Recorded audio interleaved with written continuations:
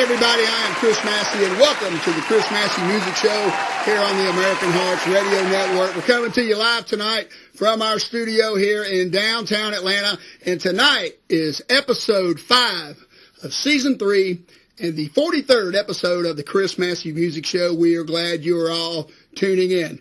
Al, my friend, how you doing? I'm good, man. You doing good? I'm fantastic. So you've been out on the road with the SOS band lately? Yeah, we had 2 dates last weekend. Yeah, where'd y'all go? We went to Washington, D.C. and Fort Lauderdale, Florida. Fort Lauderdale, Florida. Yeah. Be in Birmingham this weekend and Nashville on Wednesday. Wow. Yeah. Washington to Fort Lauderdale, that's a pretty long airplane ride, isn't it? We got rained out. we stayed in a hotel room and got paid. Well, you gotta like that. You gotta like that. Yeah, gotta love it. Now, I'm playing in Tampa next month at an outdoor place. I need you to tell me how you can get paid when it rains. That's what I need to know between now and then. All right. Contract. Okay, you ready, Al? Yes, sir. All right, here we go. All right. All right.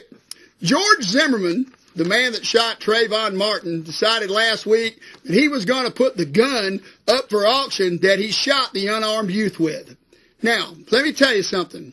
The next time you call somebody a dumbass or somebody calls you a dumbass, please keep in mind that this fails in comparison to this dumbass. God almighty, have you ever heard of anything so stupid in your entire life? Let me tell you something, Trayvon. Black people don't like you, and there's a segment of them that would like to kill you. And after this ton, I've got to say, they all want to kill you, and deservedly so. You better move to Montana. Change your name to Bill Smith. Crying out loud. So then, Monica Lewinsky found out about this, and she decided that she is going to auction off the lipstick she was wearing when she gave Bill Clinton a blowjob. When Bill Clinton was told about this, he said, look, I got nothing bad to say about Monica. She's a nice girl. She's got a pretty smile. In fact, those are the whitest teeth I've ever come across. You like that? Sometimes you got to reach in the barrel and pull out a whole one, you know. What can I tell you? All right, let's go. McDonald's announced this week that since they have raised their wages for their employees from $9 and some states $10 an hour, that customer service has vastly improved and they have a lower turnover rate. When McDonald's was asked if they would consider raising wages to $15 an hour, which is what a lot of politicians are pushing for, they said that they would not do that. The fact of the matter is, no matter how much we pay our employees, it's not going to change the fact that our food tastes like shit. So they're saying that they can't pay them more money because the food tastes bad. That's pretty clever. You know, they might be able to get away with that one, you know. There you go. All right. Ben Carson told the Washington Post this week that Donald Trump is considering 6 people to be his vice presidential running mate. One of them, of course, is Ben Carson. The other is Ted Cruz, Marco Rubio, John Kasich, Chris Christie, and dare do I say, yes, Sarah Palin. Sarah Palin. Let me tell you something, Donald. You think you pissed off the Republican establishment? You just pick her as a running mate and see what happens. You're going to have people passing out on the Senate floor. In an interview with Fox News, Sarah Palin said she didn't want to do anything to hurt the party, and she might not be the best pick for a VP. So there you go, Mr. Trump. When a dumbass thinks it's a dumb idea, it's a dumb idea. All right. We doing good over there? Doing good, man. Okay. All right, and finally tonight, Barack Obama's presidency is coming to an end, and the Republicans still do not give this guy any credit for anything that he's done. But this is nothing new. In 1992, when Bill Clinton became president and he oversaw the biggest peacetime economic expansion in American history, many Republicans will tell you that it was because of the policies of Ronald Reagan. Well, Ronald Reagan's policies included giving huge tax cuts to the rich. Bill Clinton didn't give any tax cuts to the rich. In fact, he raised taxes. So I'm going to have to call bullshit on that one. And then when we got Osama bin Laden, you know, the next night Fox News is on the air talking about how the reason that we got him was because of the policies of George Bush. You know, and even when something good happens in this country where people can be optimistic and feel like we're heading in the right direction, the Republicans find a way to shit all over it. Right now, the unemployment rate is 5%, but most Republicans will tell you that it's 20%. Now let's look at that for a minute. Keep in mind that during the Great Depression at its height, the unemployment rate was 25%. When George Bush left office at the end of 2008, we had lost 3 million jobs in 6 months. The stock market had fell 10,000 points, and people's home values were plummeting, and the unemployment rate was 10%. You didn't see Democrats running around saying, that's bullshit, it's more like 30%. Since that time, we have added 14 million new jobs. The stock market has gone from 5,000 points to a record-breaking 17,000 points, and most people are not underwater anymore in their mortgages. And you want me to believe that there's twice as many people unemployed now as there was in the end of 2008. Well, I got news for you. You're going to have to do better than that. I mean, what the hell you think I am? A dumbass? All right, we have got a great show tonight. I have got Mike McKinney, the owner of Atlanta Musicians Exchange, and David Piper, bassist from the Gasoline Brothers. Stick around.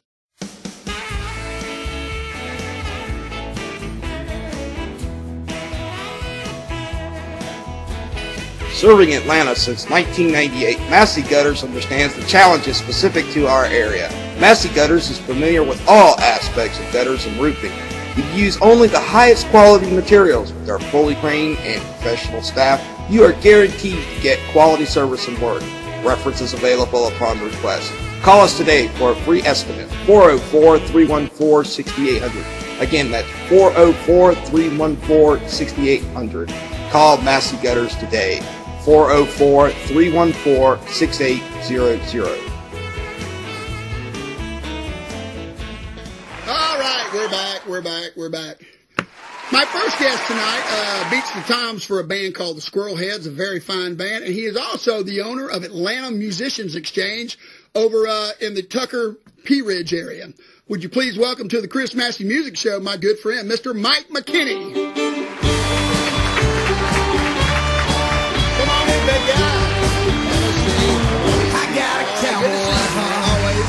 always. And I enjoyed so much when I ran into you at the bar at the Moonshadow the other night when Ralph Roddenberry was playing. One of our old hangouts. Yeah, we had a very, very good time. So Mike, where are you originally from? I was born in Oakland, California, but I grew up in North Augusta, South Carolina. North Augusta. And how long you been in Atlanta? Been in Atlanta since 86, I think. Okay. Yeah. How long you been playing drums? Been drumming probably, I guess, since about the early 90s. The first band I was in was called Hula Popper. Mm-hmm. That's where I met Jamie Hood. Okay, fine keyboard player. Yeah, we did some runs during the Olympics. Had a little sponsorship by Budweiser. Oh, cool. And so that kind of rolled into the band that I've been with, most recently, the Squirrelheads. And how long have Squirrelheads been together? Squirrelheads have been together since 2002. 2002. Now, how would you describe the music in Squirrelheads? It's really kind of New Orleans funk. It's more like our main influences and stuff that we cover is like the Meters, Dr. John, Professor Longhair, right. Some John Mooney type stuff, Rebel Brothers. And the first time I saw you guys was at the Tuckerville Pop Festival last year that we both played at. Right. And it was very enjoyable. And man, you got all kind of instruments up there. Man, and you guys got it down. It's really good. Yeah. Now, the bass band is basically drums, bass, guitar, and keyboard, but we've got several different people. We sometimes have a percussionist. We might have a little small horn section playing with us, which really adds a lot to that style of music. Absolutely. Now, when did you open Atlanta Musicians Exchange?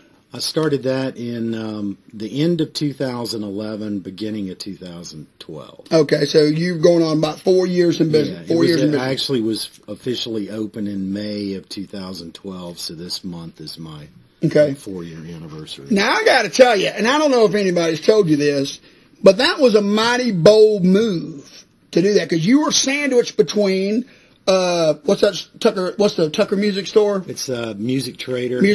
And then Firehouse Guitars is on the other end of Scott Boulevard, and you are right in between, and you're going to come in here, and these are both established businesses that have been around for a long time, and you're going to come in here and open up a brand new music store, new venture for you, and it's doing really well now, right? Yeah, it's doing well. It was rough. I think a lot of people thought that I was insane. But, I actually I kind of recreated my career because I had been in architecture for like 25 years. Right. And Clemson grad, go Tigers. After exactly, I know that's tough for you to say, being a Bulldog fan you are. It's all right. It's all right. But after 2010, I really didn't have work in that field anymore, and I just started. I've always been kind of into drums, restoring drums and stuff like that. And before I even opened that store, I had a little kind of business I was running out of my garage where I was basically buying stuff.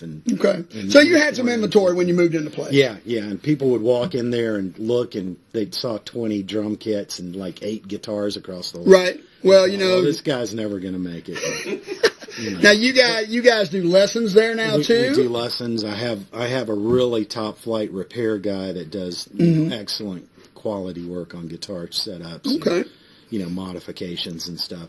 And I've tried to build that into, other things, like repairing amplifiers, brass and woodwind stuff. So, all of that. I tried to bring like an old mom and pop's, that's what it feels like. That's what it feels like. Because you could go someplace in the neighborhood, buy something used, for a decent price. You could get it fixed there. You could learn to play it there. Right. So just trying to bring all of that instead of just a straight, buy sell thing. I think having the other services is really, served me well. And also that location. Been there forever. It's been there forever. There's a place called the Pack-a-Sack. Right. It's like a little mini Vegas or whatever, Right. The slot machines and stuff. But that was kind of like the forgotten shopping center when I moved in there. There was a little greasy spoon place there that's not there, and seafood, a little fish marketplace. And so coming in there, it was a little bit crazy. I know my wife thought I'd lost my mind. My dad believed in me, and the first year or two was tough, but it's I'm kind of established now. Right. And what's also helped is there's a really quality restaurant in there now. That's right. Pea Ridge. Yeah, absolutely. And just recently there's also a coffee shop called the Corner Cup that's opened up there. So there's all kinds of new business stimulated from new people that are coming into that shopping center to support the other businesses. So it's been really a great, this year's by far one of the best years for me. Excellent. And, and having those other, quality neighbors like that, really, that means a lot to, everybody's supporting each other, and bringing. Well, that's good to hear you're doing so well, especially since the unemployment rate is 20%. I mean, you're doing great. I'm one of those casualty numbers for sure. Now, I grew up in Tucker. Okay, I was born in Tucker, and I'm going to tell you right now, that shopping center has been there. I know. My earliest memories are like 1966, and it was there. I think so. I mean, it was there. Somebody told me there was actually like a gravel road that ran between there before there was even.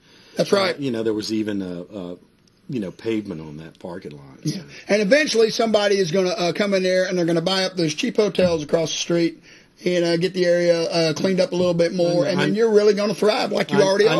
I know the neighborhood would really love that because there's been a strong push to kind of get rid of that bad element right there at 285 in Lawrenceville Highway. That's right.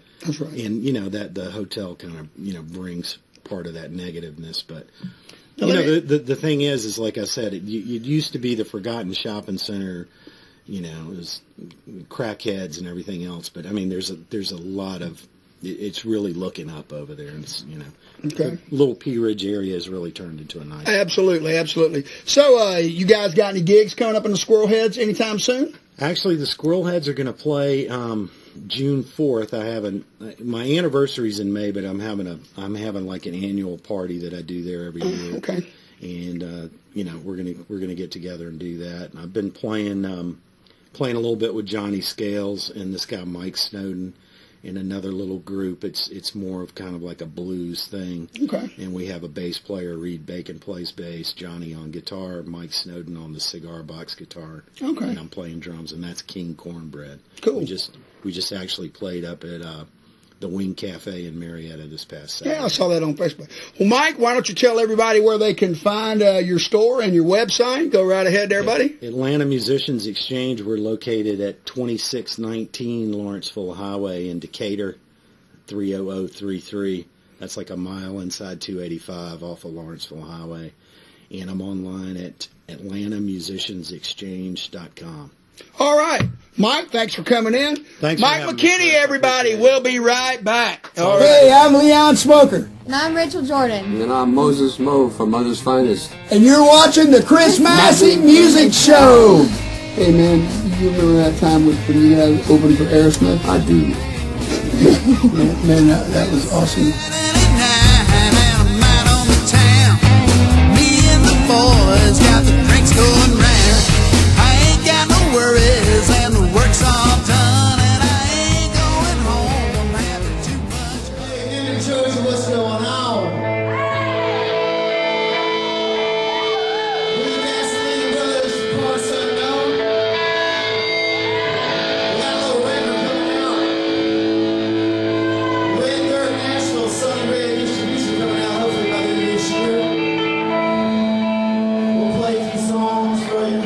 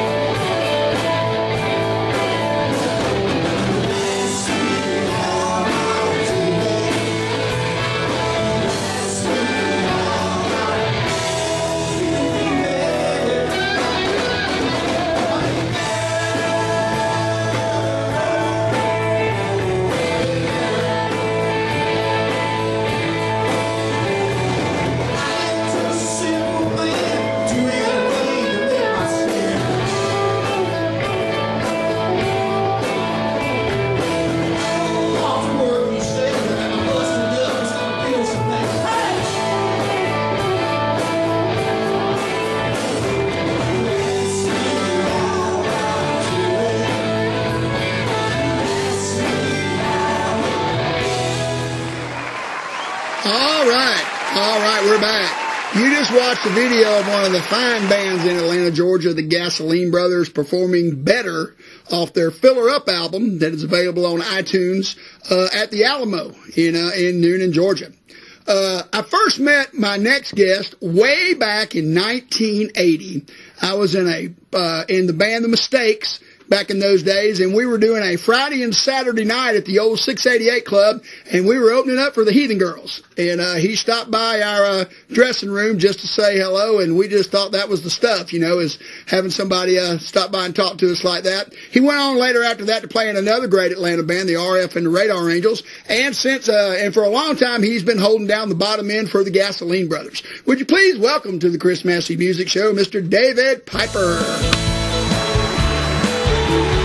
I'm good. I just told on you how old you are. Now, I want to get something clear right off the bat, okay? That scares me. If I had as much hair as you, I wouldn't be wearing this hat. Nah. I mean, God dog, man, you look like a hair farmer or something, man. I mean, geez whiz, man. I don't know what happened to mine. Find a good barber, that's the problem. All right. No one passing my way. So when did you first start playing bars in Atlanta, David? God, I got to tell you, it's about 74.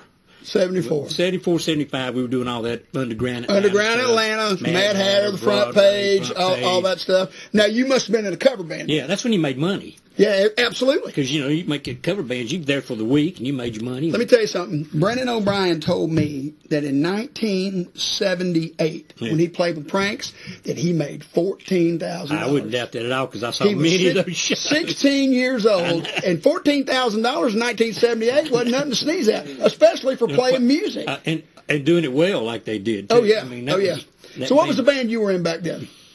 That was called Crack Sally. Okay. With a guy, I don't know if you know Chuck Talbot. You remember Chuck that played with me in Heathen Girls? Yes. It was Chuck and I and a couple of hometown boys, Mm-hmm. See, I remember Pranks, Right. Motion, Blackjack, Choice, Fragile. They were always where we wanted to go. Nobody had a name called The Something except the Ball Brothers. They were the only ones that did. They were the only ones that did. Everybody just had a single name for it. So now everybody's duh. That's right. So you saw the music scene change completely. Oh, yeah. I mean, because when I started in 1980, if you were a cover band, you weren't getting a gig anywhere. No, It had changed completely to original music. It really had. And was the Heathen Girls the first band that you were in at that time? Yeah, actually, they always kidded me. I came in that band by default. Rose used to say that because they at the time they fired Rose Robinson. Little Rose is what they called her. Yes. Right. Yes. So they hired me, brought me in to play bass. Right. Right. Well, then she came back in the band. Yes. And then they said, well, why don't you just stay and be the guitar player? And that's what I ended up doing. So okay. Well, it's the Heathen Girls, so you need two girls. Right. That pretty much felt like it was, because... Well, you saw the group. Well, that night you stopped by, and I got a steel trap for a memory, man. You stopped, I was gonna say, that's great, man. That night you stopped by the dressing room. We said, we want to meet Rose Whipper and Mark Stowe, and you guys went, well, that ain't gonna happen. They just weren't that way, man. They just weren't, And God love them. I still see them, kind of talk to them indirectly. Right. So they're both doing great. And okay. See Mark when I'm in Nashville. I'll stop in and see him every now and then. Okay. So. Now, did the RF and the Radar Angels happen after that? Let me think here. God, you get the timeline. Shortly after that, we actually, we went to New York with a band called the Heartbeats, Chuck and I. Uh-huh. There was, they were putting together, there was this guy, and he was a Billy Dean, his name was Billy Dean. He was what was his name? Donny Osmond impersonator. Okay. That's what he did. But he wanted to put this serious band together, so they hired me and Chuck Talbot and Greg Robinson. I don't know if you knew Greg, played drummer in town, and David Island was a sax player. And we did this whole thing. Went to New York with it. Play CBGBs? All of them. I mean, wow. Max's, Max Kansas City, Mud Club, Ritz, all that stuff. But anyway, it's this big thing. It was actually managed by Bill Alcoin, who was Kiss's manager at the time. Okay. So it just didn't. It kind of all fizzled out, and that's when I did that short stint with Idol up there during that, because he actually managed him at the same time. So then I came back to Atlanta. That's when Russ and I started doing a lot of the studio stuff, the midnight sessions over here. Yeah. Which was Rick Richards and Keith Christopher and Brendan O'Brien. Right. And Mark Krause played drums with y'all for a little while. Yeah. And that record y'all cut was very good. Yeah, it was a great record. It was a good sad record. that it never, because I look now, there are people like Doug Johnson on there now. I don't know if you know Doug. Doug now is in Nashville. Huge producer. Is that right? Yeah, and he He was doing that. It was all that old Southern Tracks crowd, you know. I mean, so I saw y'all at Rumors one night. with RF. Yeah. Oh yeah. I saw It was y'all interesting. there. That band went through some different configurations. And some Right. people would come in, Mark would come in. The night I saw you had Brendan on the keyboards and Yeah. Mark on the drums, and it was Exactly. kicking. It was kicking. It was You kicking know. that night. So when does now I got out of the music scene in 1990. I got married and stayed out of it till 2004, and then Smart came man. back. Well, you know, it was time to try She something. let you back in. It was time to try something different, and then after a 14-year marriage, I got divorced. I said, well, you know what? I'm going to give it a shot again. You know, so And you're doing good at it too, yeah. man. I have to say. Well, thank you very What much. you doing, man? Now, so when did Gasoline Brothers start? We started shortly. There was a band in there called Wild Horses during a period of time. It was a lot heavier with Greg Robinson, and it was me and Ray, of course. And Did you play in G.I. Wife? no, this is right after G.I. Wife. Okay. That same configuration. Okay. And Jack Browning. It was Okay. the four of us. We did a lot with that band, coast to coast. It was really close to doing some stuff, and we just had a epiphany one time coming back from L.A. Greg Moore said he didn't want to play drums there. He wanted to move to lived on the beach in Hawaii or somewhere, crazy shit, and hadn't worn shoes since then. And Well, that's a long ride back from L.A. And I've made that with my band before, and yeah, there's some people come up with some crazy shit. boy, I'm gonna tell you, by the time we got here, he was gone, and we had a new band, and we were going a whole different direction. That's right. You know, and that's when Billy Pitts came on board with us. Okay. At that time. Yeah. And it was called Gasoline, which is Yes, now I do remember something about that. and which Chris Robinson. It's funny, Blackberry Smoke and us share that same thing that Chris Robinson actually gave us our name. You know, in a discussion time. So we took it, and we went on and traveled for years with that band. I mean, doing everything across the South, all the college circuit, everything you could imagine. Now, tell me some of the guys y'all played with. I know y'all have opened up for Travis Tritt, geez, yeah. opened up for Blackberry Smoke. You played with the Georgia Satellites. You played with Billy Bob Thornton Yeah. when he was in town last year. Bam That had to be Perry, really good. We've done Bam Perry. We've done. Rhythm Section, y'all played with them. Oh yeah, we've done. I mean, there's so many people. We've been real lucky and real blessed to have done that. You know. Well, I hear that you guys got a really good booking agent. Yeah, sheesh. You know how to get me. It's the same one you're using. That's what somebody told me, you know. They're hard to find. If there's anyone out there, please, you know, Well, booking agent. somebody in the band's got to do it. Not everybody's willing to. I know, but You know? yeah, our booking agent does a fine job, too. I have to tell you that. Let's just get that straight right now, because that's a job I don't want. Well, if you ain't figured out who it is, so anyway, so you guys put out your Filler Up album. You guys put out great record, Thank you. great record. I really like it. Got it on iTunes now. A lot of great people on that record. too. Absolutely. Now, what about the Nashville thing with you guys and getting a record deal? What are you finding out? I mean, I got to tell you, I was up there in 2012 when I cut my second record, and I got some stuff to them, and the guy told the girl that was working with me, she said, he goes, these songs are good, but we could have used them 10 years ago, No, but we that's can't use them now, That's what happens. you know, which is kind of a compliment, but it ain't doing me any good. Well, you it's know? kind of weird because when we came in, we were always on the front end. Timing is such an important thing, as you know. Mm-hmm. And that we came in on that front end where what we were doing, everybody was scratching their head. They didn't know, you know, they really didn't know what to do with it. Labels were afraid of it. Right. And, you know, you spend that kind of time chasing what they tell you to do, which is the wrong thing to do. Mm-hmm. You know, always stick to your guns and do what you do. That's right. And to hell with everybody else. That's right. And when we got back to doing that, is when if you look at where country music is now, it's really what we were doing 10, 15 years ago. It's this kind of southern edge. Right. It's got a rock edge to it, influence. It's not. Except the lyrics are way worse. Oh my God! We don't even need to get off on that. Yeah, the lyrics are way And that's what's worse. sad. And the good music that comes out of Nashville, there's a lot of great music there. It's the stuff that you just don't see or hear about unless you're there and you go at it and you dig deep, you know. Well, when my Tuckerville album came out, I signed on with the Georgia Country Music Association, and they've been booking some shows for me and That's great, man. doing a fine job. And they wrote a review on the record, and they put on there that you will not find any bro country on this record, and that was the greatest compliment that they could have gave me. Oh, You know, totally. you know? Totally, you know. So now you guys, you know, you're one of the best, in my opinion, one of the best bands in town. You know, I've been Thank wanting you, to do a man. show with you Appreciate guys that. for years. Thanks for having Ray's me, a great songwriter, and I've been watching Billy play drums. Yeah, he went to Henderson High School. He just went down the street from Oh, me is and Tucker. that really? You know, yes, I've known about Billy since he played in the Montgomery Brothers band. Oh, Way back man, in the 70s. now you are going you back. know. So, But, you guys had to experience here lately, the worst thing that a band can experience. Yeah. And if you don't play in a band, you don't know about the bond that goes on. I mean, like in my band, we don't really hang out a lot. Yeah. But when we're playing, rehearsing or whatever, it's quality time, beyond quality time. And you go on the road and you stay in hotels with these guys and eat crappy food and all that stuff.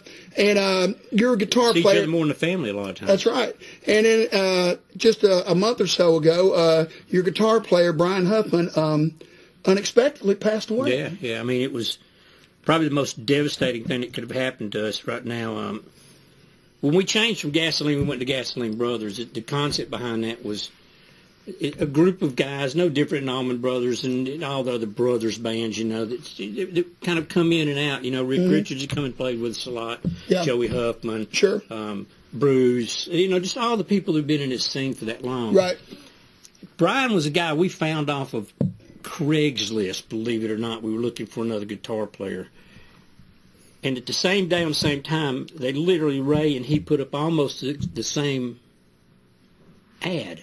Mm-hmm. And when we got him and had him come out for rehearsal, it was like just an instant, it's hard to find people that you didn't know in the scene, just instantly fell into that. Well, I've got to guess. When y'all first laid eyes on him, y'all all looked at each other and said, if this guy can play, he's in the band. Well, he did. He did. Because, man, he had that rock and roll look, man. I mean. Well, he was the kind of guy, he's like Ricky is, he's got his sound, man, and he doesn't deviate. And the beautiful thing about it was when he and Doug got together, there was such a mutual respect of each other's ability. Right. And they were totally different, and they didn't step on each other. They stepped out each other's way and let each other play and do what they did best. They were the epitome of professional musicians, in my opinion. Right. They weren't. They did the work for the song, not for themselves, and let me show you how much fast they can play. And then with Ray, and Ray's no slouch on guitar by no means, man. I mean, you guys really had that three-guitar sound. We did, which is something we've been working for. And Brian had bad back issues from the day he started with us, and it got to the point where he finally got some help, and thanks to everybody that helped out there, too. And got him some surgery. He went through surgery, was great, happy. We were getting ready to go to rehearsals literally on a Saturday. We were talking about it. He was getting his sign-off from doctor on Monday. Saturday evening, he passed away from complications from surgery, just out of the blue. So it's like, it's like any band. It's like taking something, you don't know how you're going to replace that. That's right. Well, we've been real tight. And you go back and listen to the record now, and we played just recently, we did a benefit for him a couple weeks or so ago. And it's really the first time we played a lot of songs without him. Kind of tough, but yeah, sure. Well, you have to change. You have to change everything now. So moving forward, or because Ray and Doug are perfectly capable of handling the load. Is that what you guys are going to do, or are you going to be looking for a third guy? We're always looking. I mean, the other good thing about Brian, he was such a great vocalist, which just added a whole nother dimension to us too. That's a big missing point. But yeah, I think if the right guy came along, we'd be all about it. Okay. We're not going to force it. Sure. Because it's part of the brother creed, It's like just roll with it. Yeah, let people come into it and do it. So when are you guys playing next? God, you had to ask me that. I can't tell you. Well, that's because we're just now getting back in since after Brian, and we've just started doing some rehearsals. Y'all played the Dixie Tavern, right? Yeah. Okay. And that's what we're doing. That was for the benefit for Brian. Okay. And so really, we're just now kind of retooling, restructuring, figuring out what we're going to do and how we're going to do it. Yeah. Hopefully get back in the studio here with Tomei and them over at Jesse Dupree's over at Cock of the Walk studio. Oh, excellent. Great studio. Okay. So I'm hoping that this year that the CMB and the Gasoline Brothers are going to be able to do a show together. Oh, no doubt. And like I said, if we could do something down at the Alamo or at the Moon Shadow or at the Avondale Town Cinema. Let's do all three. We'll find a place to make it happen. Yeah, let's do all three, man, thanks for coming. You don't know, all buddy. right, man. David Piper, we'll be right back.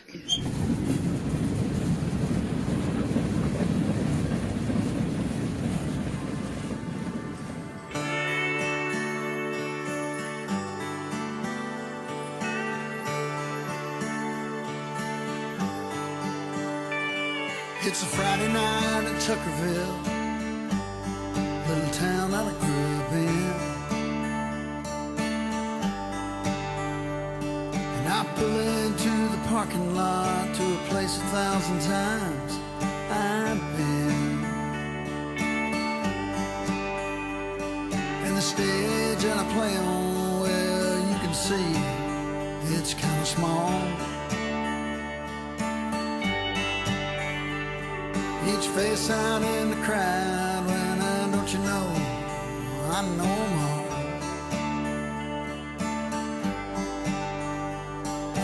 Lights shine on me, aren't as bright as I hoped they'd be.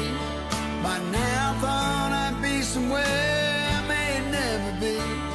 And I know it's hard to think that somehow I can still believe.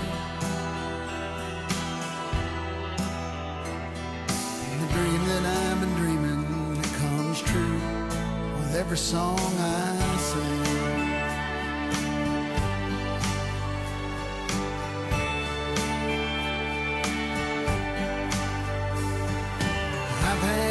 Tell me the songs I write are good. We'll take you to Nashville, get you signed up. Yeah, they said they would. So I listen with a hopeful heart and keep strumming on this old guitar.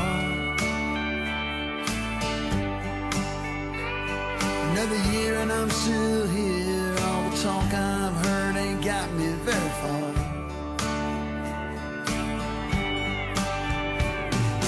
Lights shine on me, aren't as bright as I hoped they'd be.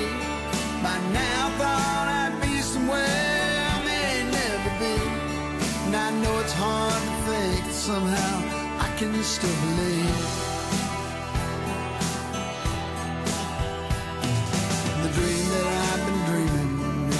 True with every song I sing.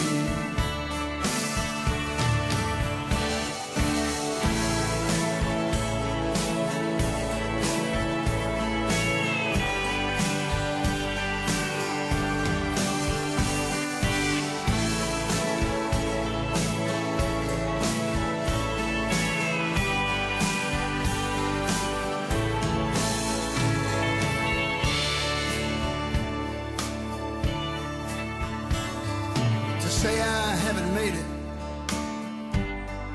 you know that'd be a lie. At home I got a pretty wife, kids that love me, and a place I can't call mine.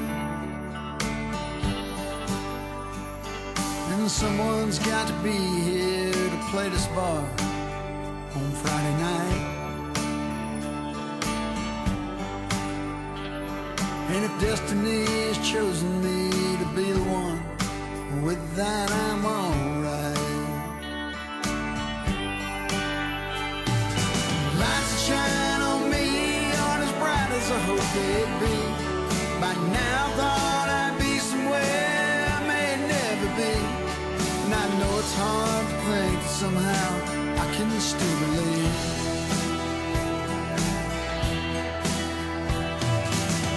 That I've been dreaming, it comes true with every song I sing.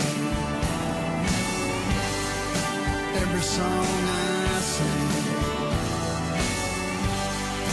Every song I sing.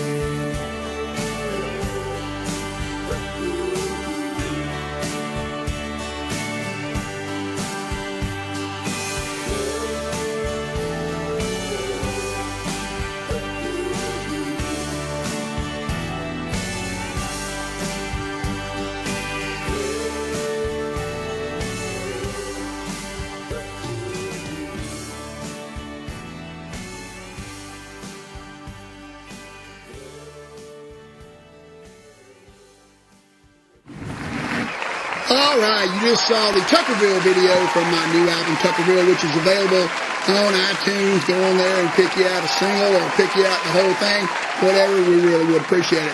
For being a guest on the Chris Massey Music Show, my guests Mike McKinney and David Piper will both receive a 6-month supply of Rice-A-Roni, the San Francisco treat, and a case of turtle wax. That's right. Just see Ray, the security guard, down in the lobby, and he will get you your door prizes. We will be back here in June on the third Monday, where I will have Brett Short from the High and Dry Band will be here, and he'll be talking about their big reunion show coming up in June at the Moonshadow Tavern. In July, we're going to have some guys from the Blacktop Rockets on here, and in August, songwriter Chris Edmonds will be here. So anyway, I appreciate you tuning in. And like I always say, always love you, woman. Take life as it comes. And when you get the chance, have too much fun. We'll see you next time.